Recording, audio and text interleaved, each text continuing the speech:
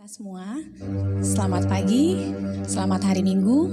Puji Tuhan, pada hari ini kita kembali diberi kesempatan untuk bersama-sama berkumpul beribadah, memuji dan menyembah Tuhan. Mari kita siapkan hati kita bersatu di dalam doa. Terima kasih Tuhan Yesus, kami bersyukur ya Tuhan, buat kebaikan-Mu dan anugerah-Mu kepada kami ya Tuhan. Pada hari Minggu pagi yang baru ini Tuhan, kembali Kau berikan kami kesempatan ya Tuhan, untuk datang ke hadirat-Mu ya Tuhan. Kami rindu memuji dan memuliakan Engkau Tuhan, dalam ibadah kami ya Tuhan. Mari ya Tuhan, Roh Kudus, hadirlah Engkau di tengah-tengah kami pada saat ini ya Tuhan. Kami mengasihi-Mu Roh Kudus, kami undang Kau hadir di tengah-tengah kami pada saat ini ya Tuhan. Kami juga khusus berdoa buat saudara-saudara yang kami kasihi, yang saat ini beribadah dari rumah, atau dari manapun mereka berada pada saat ini ya Tuhan. Engkau memberkati saudara-saudara kami ini, biar mereka juga boleh menikmati hadirat-Mu, memuji dan memuliakan Tuhan di tempat mereka masing-masing. Terima kasih Bapa yang baik, kami siap untuk memulai ibadah kami di dalam nama Tuhan Yesus Kristus. Haleluya, amin. Kita percaya pada saat ini Roh Kudus Tuhan hadir di sini. Roh Kudus Tuhan menjamah hati kita. Mari kita sama-sama menyembah Tuhan. Kita mulai ibadah ini, kita bernyanyi, Roh Kudus, Kau hadir di sini.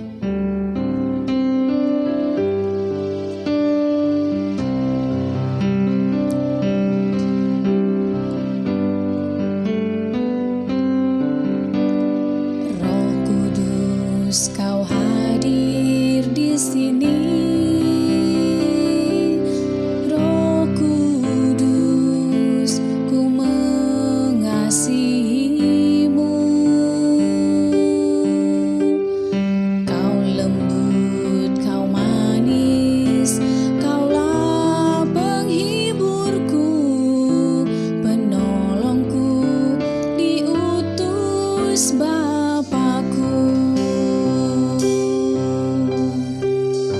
Bersama kita nyanyikan.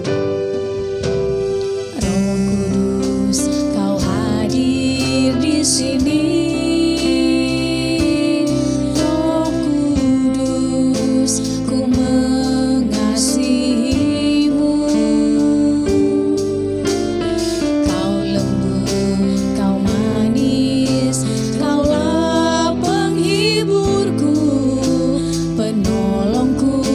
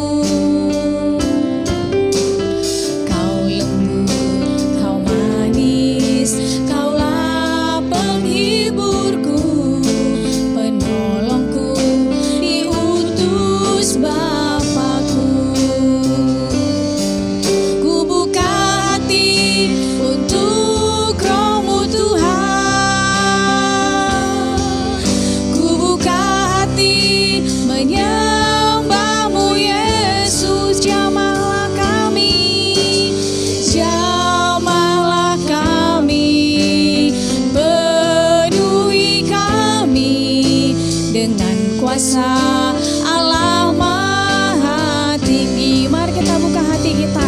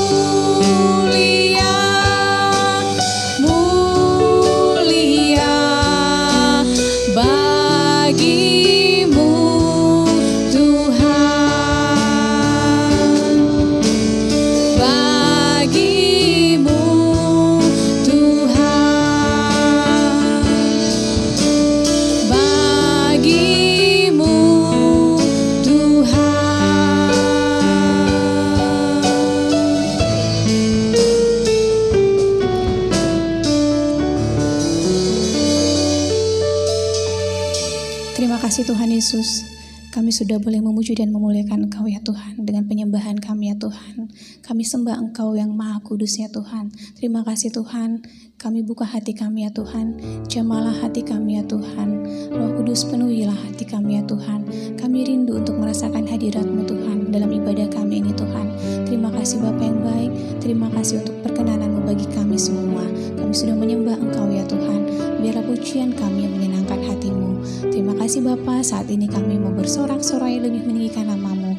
Kami siap memuji dan memuliakan Engkau. Dalam nama Tuhan Yesus Kristus kami berdoa. Haleluya. Amin.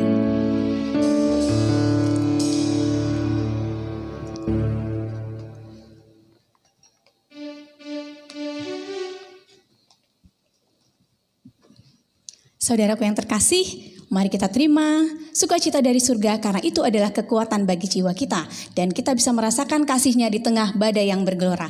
Mari sama-sama kita puji Tuhan, kita bernyanyi terima sukacita surga.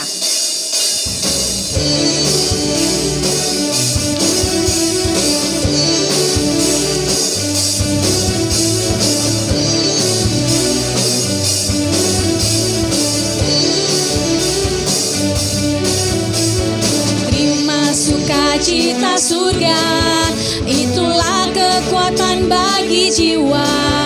Ku dapat rasakan kasih-Nya di tengah badai yang bergelora. Terima sukacita surga, itulah kekuatan bagi jiwa. Ku dapat saksikan kuasa-Nya, taklukkan badai yang bergelora. Haleluya, Kau ada dalam hatiku, takkan patah semangatku, takkan hilang kekuatanku. Haleluya, ku mau bersorak bagimu, sukacita surga nyata penuhiku. Haleluya. Puji Tuhan, kita terima sukacita surga. Terima sukacita surga, itulah kekuatan bagi jiwa. Ku dapat rasakan kasih-Nya di tengah badai yang bergelora. Terima sukacita surga, itulah kekuatan bagi jiwa. Ku dapat saksikan kuasa-Nya, taklukkan badai yang bergelora. Haleluya, Kau ada dalam hatiku, takkan patah semangatku, takkan hilang kekuatanku. Haleluya, ku mau bersorak bagimu, sukacita surga nyata penuhiku. Haleluya, haleluya, Kau ada dalam hatiku, takkan patah semangatku, takkan hilang kekuatanku. Haleluya, ku mau bersorak bagimu, sukacita surga nyata penuhiku. Sukacita surga nyata penuhiku. Sukacita surga nyata penuhiku.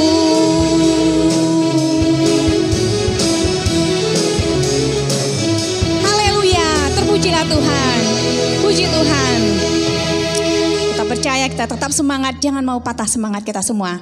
Haleluya, amin. Mari kita sama-sama mempersiapkan diri kita mau mendengarkan kebenaran firman Tuhan. Berhembuslah Roh Kudus di tempat ini. Berhembuslah Roh Kudus dengan kuasa-Mu ya Tuhan. Berhembuslah ya Tuhan, Roh Kudus-Mu ya Tuhan. Kami siap menerima firman-Mu.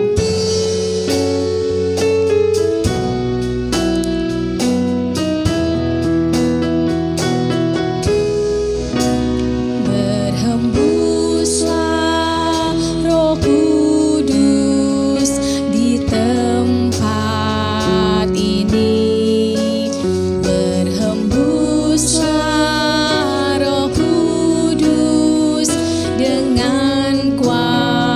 kuasa-Mu.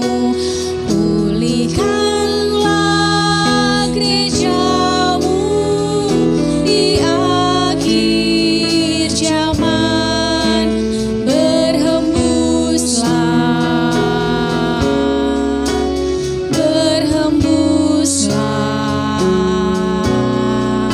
sekarang. Urapilah kami dengan minyak baru. Penuhilah kami dengan hadirat-Mu. Kami rindu Tuhan melihat kuasa-Mu dicurahkan di tempat ini. Berhembuslah Roh Kudus di tempat ini. Berhembuslah Roh Kudus dengan kuasa-Mu. Pulihkanlah gereja-Mu di akhir zaman. Berhembuslah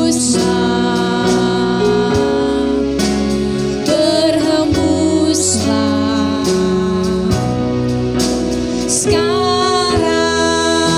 Urapi kami, urapilah kami dengan minyak baru. Penuhilah kami dengan hadirat-Mu. Kami rindu Tuhan melihat kuasa-Mu dicurahkan di tempat ini. Dicurahkan di tempat ini. Dicurahkan di tempat ini.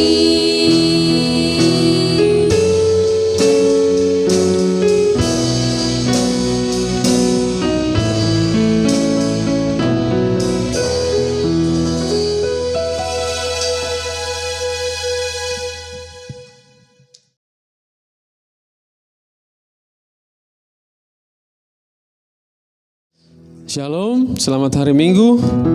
Kita akan mendengar firman Tuhan. Mari kita persiapkan hati kita persiapkan diri kita berdoa. Tuhan Yesus, kami akan mendengar firman-Mu.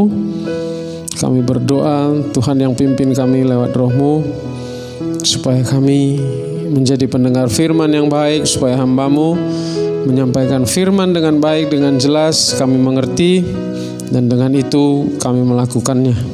Terpuji nama-Mu, biarlah isi hati-Mu yang disampaikan, dan kami mengerti apa yang harus kami lakukan sebagai perintah-Mu. Dalam nama Yesus Kristus Tuhan kami berdoa, siap dengar firman-Mu. Amin.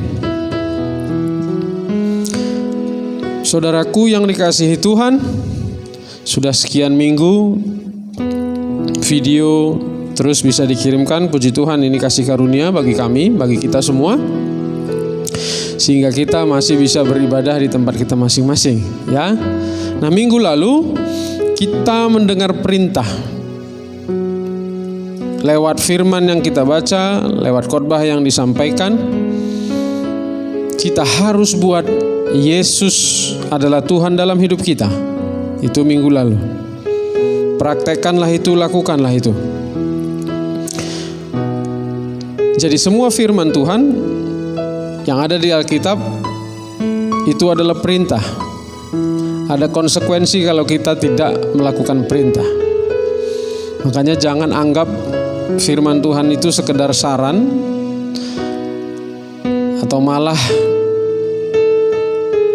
hal-hal yang tidak penting. Tapi firman Tuhan itu adalah perintah. Begitu cara berpikir kita berubah, maka kita akan dimampukan Tuhan untuk melakukannya. Amin. Nah, minggu lalu sekali lagi saya ingatkan, Tuhan memerintahkan kita, Yesus memerintahkan kita untuk menganggap Dia, memperlakukan Dia di dalam hidup kita itu sebagai Tuhan. Nah, Tuhan seperti kita tahu dalam bahasa Inggris ada ditulis Lord. Lord itu adalah penguasa, ya. Jadi Tuhan adalah penguasa, Tuan.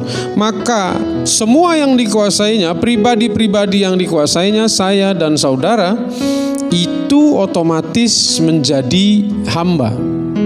Ya. Jadi itulah hubungan yang dituliskan di Alkitab.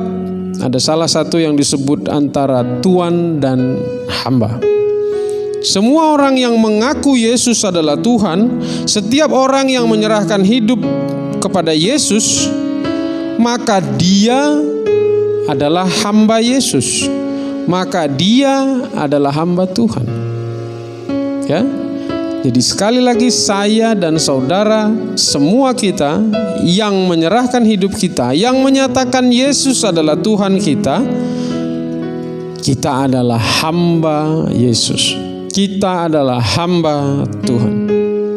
Maka kesimpulannya, semua yang menjadikan Yesus, semua yang orang Kristen harusnya adalah hamba Tuhan.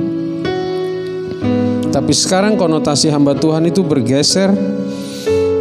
Kalau dinyatakan hamba Tuhan, dia adalah gembala, dia adalah pendeta, dia pengerja, imam-imam, dan seterusnya yang berkegiatan di dalam gereja. Padahal tidak.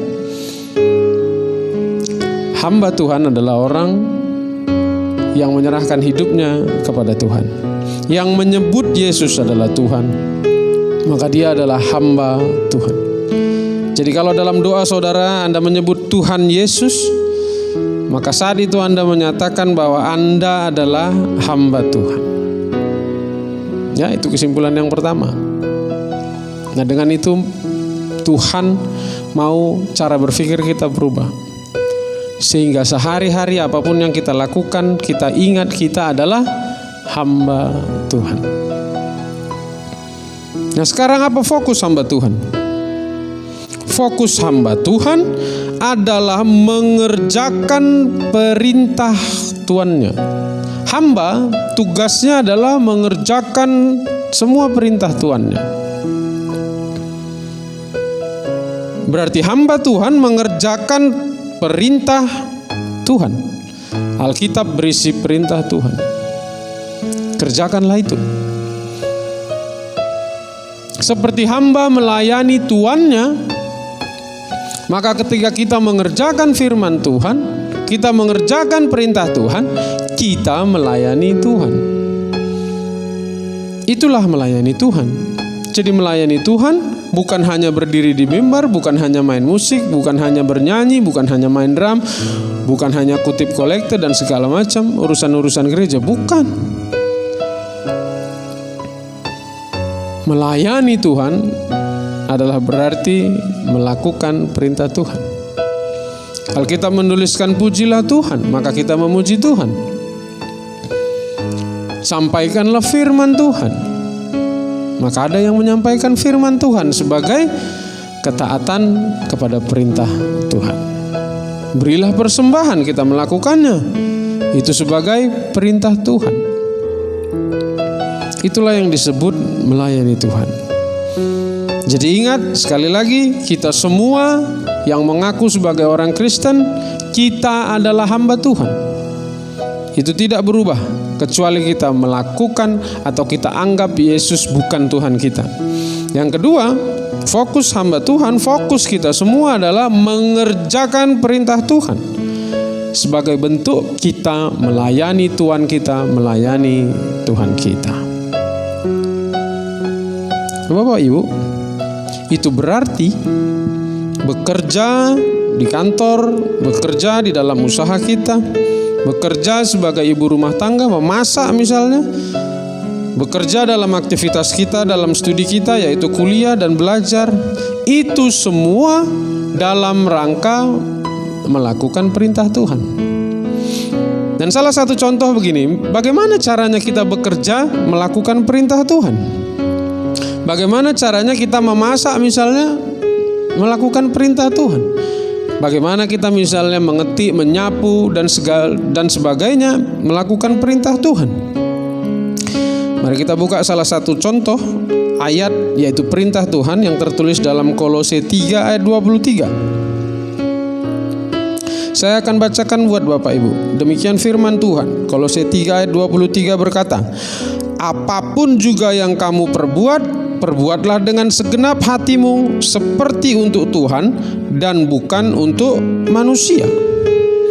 Tuhan memerintahkan kita, apapun juga yang kita perbuat, contohnya kita bekerja di kantor, mengetik, membuat pembukuan dan segala macam, perbuatlah dengan segenap hati seperti untuk Tuhan.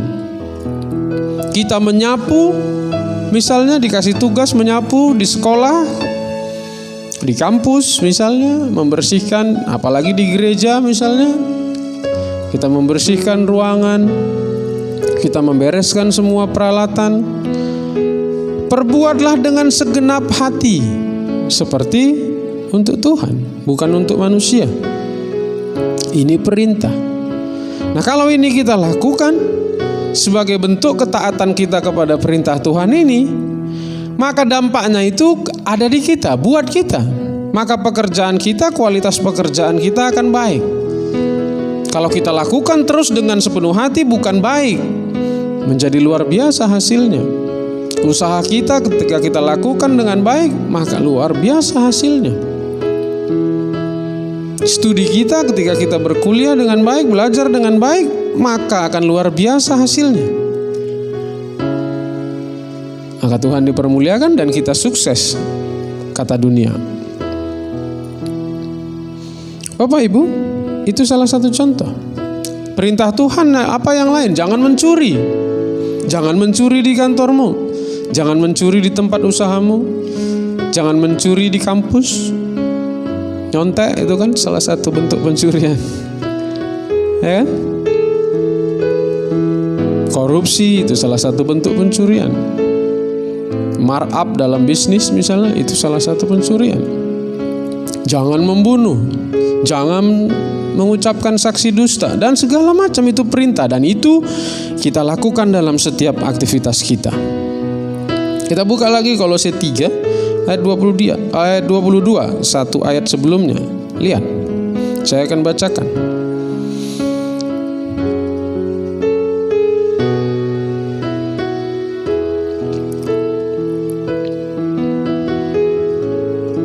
Hai hamba-hamba, taatilah Tuanmu yang di dunia ini dalam segala hal. Jangan hanya di hadapan mereka saja untuk menyenangkan mereka, melainkan dengan tulus hati karena takut akan Tuhan. Kita punya pimpinan, kita punya Tuhan di dunia ini, seperti yang Yesus katakan, seperti yang perintah ini katakan. Maka taatilah mereka, bukan untuk menyenangkan mereka, melainkan dengan tulus hati karena takut akan Tuhan. Kalau kita lakukan itu dalam bisnis kita, dalam pekerjaan kita, dalam karir kita, dalam rumah tangga, sebagai anak, sebagai istri, kita taat kepada pimpinan kita, kepada bapak di rumah, dan kita lakukan dengan tulus hati karena takut akan Tuhan, maka kehidupan kita, karir kita, bisnis kita, pasti orang senang dengan kita, pasti pimpinan kita senang dengan kita, pasti klien bisnis kita senang dengan kita. Itu pasti. Maka hari ini lakukanlah semua hal dalam rangka ketaatan kita mengerjakan perintah Tuhan kita yang utama, yaitu Tuhan kita, yaitu Yesus Kristus. Amin. Ya. Nah, yang berikut itu fokus hamba Tuhan. Jadi Anda ketika bangun pagi, apa yang Anda kerjakan hari ini, pekerjaan itu, kegiatan itu, kita fokuskan itu sebenarnya untuk mengerjakan perintah Tuhan, ya. Yang berikut adalah tujuan hidup. Tujuan hidup hamba Tuhan yaitu menyenangkan Tuhan.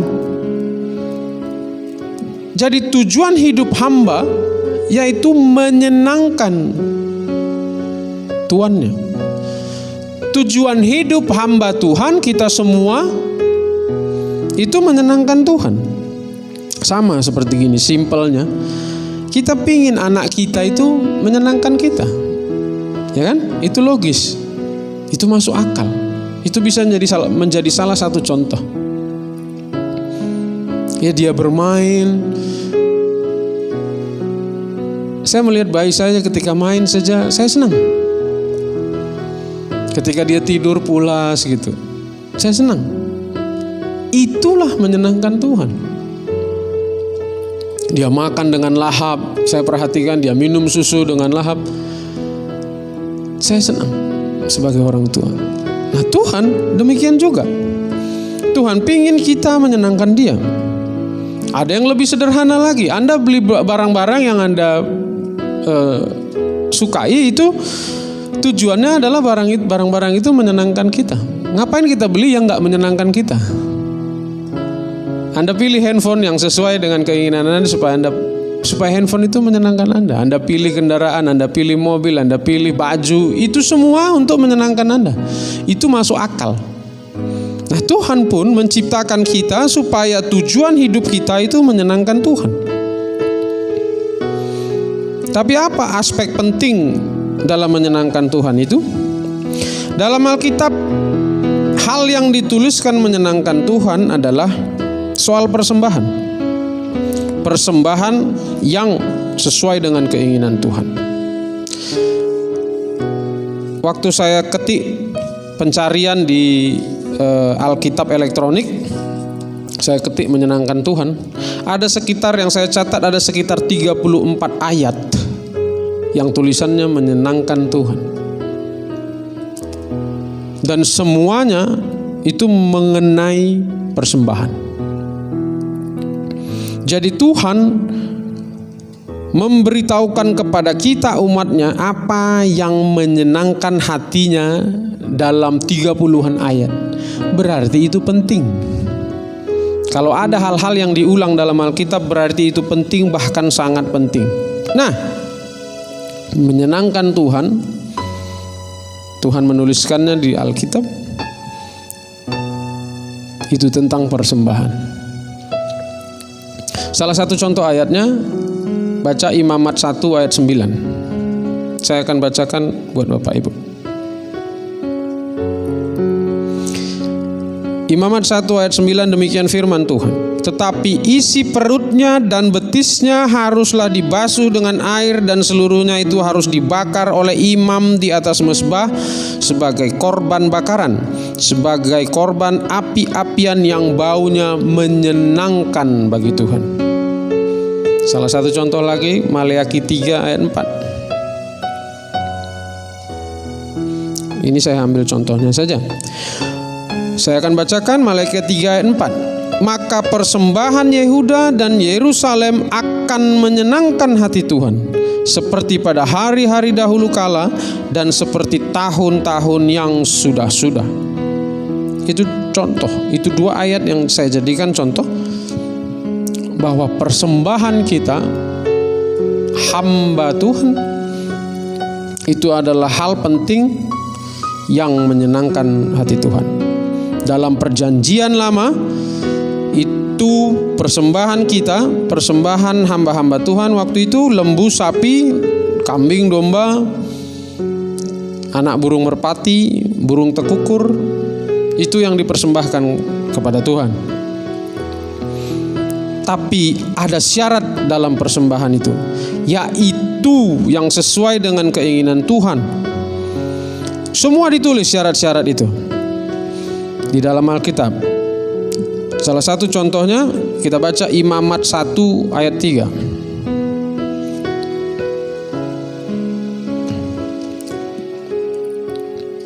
Saya akan bacakan Imamat 1 ayat 3. Jikalau persembahannya merupakan korban bakaran dari lembu, haruslah ia mempersembahkan seekor jantan yang tidak bercela.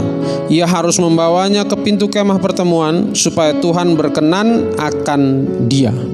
Alkitab menuliskan seekor jantan yang tidak bercela. Jadi kondisi persembahannya harus tidak bercela. Di Alkitab bahasa Inggris King James Version tulisannya without blemish. Blemish itu artinya tanpa cacat, tanpa noda. Jadi persembahan apa yang menyenangkan Tuhan? Hal apa yang menyenangkan Tuhan? Persembahan yang tanpa cacat, tak bercela, tanpa noda. Apa maknanya? Anda bayangkan petani, Anda bayangkan peternak, maaf bukan petani ya, peternak misalnya. Dia memelihara 10 ekor ternak sapi misalnya. Maka dari awal dia sudah mempersiapkan mana yang akan menjadi persembahan. Kenapa? Karena untuk binatang yang akan dipersembahkan dengan syarat tanpa cacat, tanpa noda, nggak bercela, maka itu harus dipersiapkan dari awal. Karena pada harinya nanti ketika akan dipersembahkan, imam-imam akan memeriksa. Karena tugas imam harus memeriksa persembahan itu supaya persembahan itu berkenan yang pertama, kemudian setelah dipersembahkan menyenangkan Tuhan. Jadi pasti dipersiapkan. Nah sekarang kita nggak lagi mempersembahkan lembu, sapi, binatang-binatang lain dan sebagainya.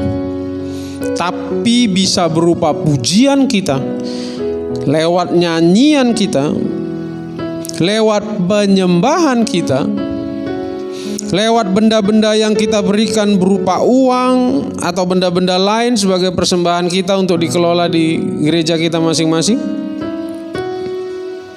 Tapi poinnya adalah sama. Itu semua harus dipersiapkan. Harus tanpa cacat. Maka ketika kita bernyanyi, bernyanyilah dengan sepenuh hati.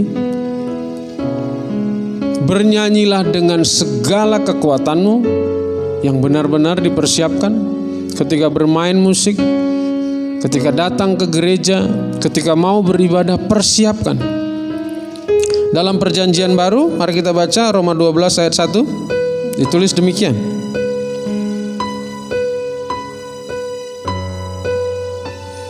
Judul perikop Roma 12 ini adalah persembahan yang benar. Ayat 1 demikian firman Tuhan.